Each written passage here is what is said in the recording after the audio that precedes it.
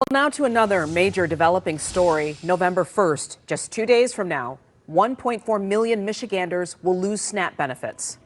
Yeah, pausing food payments is a painful thought. We're talking about families already struggling, and now some are panicking. Yeah, we've been hearing from so many of you, and we're working to share critical resources.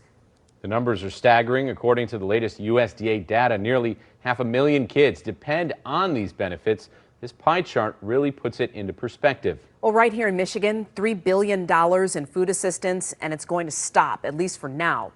7 News Detroit reporter Darren Cunningham trying to help us understand exactly what happens next and where desperate families are turning for help. At what point did you realize you could be impacted by this? I don't get a whole lot of money every month from SNAP benefits, but what I do get really helps me a lot. Anna Blaisdell says the Social Security she receives isn't enough to cover her grocery bill. So every month, SNAP benefits help supplement her purchases.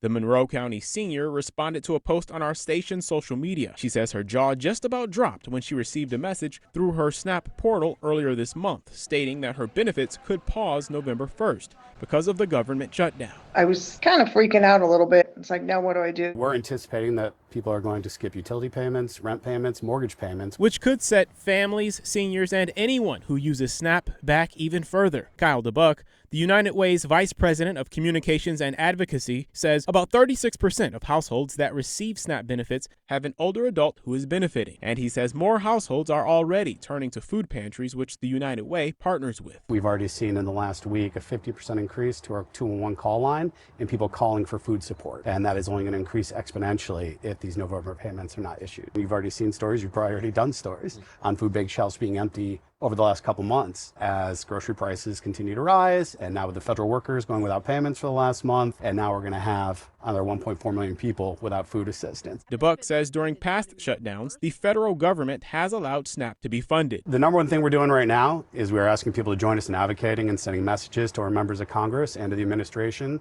saying that we need them to do whatever is within their power. Even if the stalemate around the budget continues, they have options. DeBuck says the Department of Agriculture has $6 billion in a contingency fund that it can use to continue distributing SNAP benefits during the shutdown if the Trump administration or Congress or a court order allows it. I just wish the government would agree to disagree. Quit thinking about yourselves and think about the people that, that voted for you and put you in office. How long do you think you could go before there's an even more dire situation for you? It's not only about me, it's about everybody else that's not going to get their SNAP benefits, and the food pantries are going to run out. Darren Cunningham, 7 News Detroit.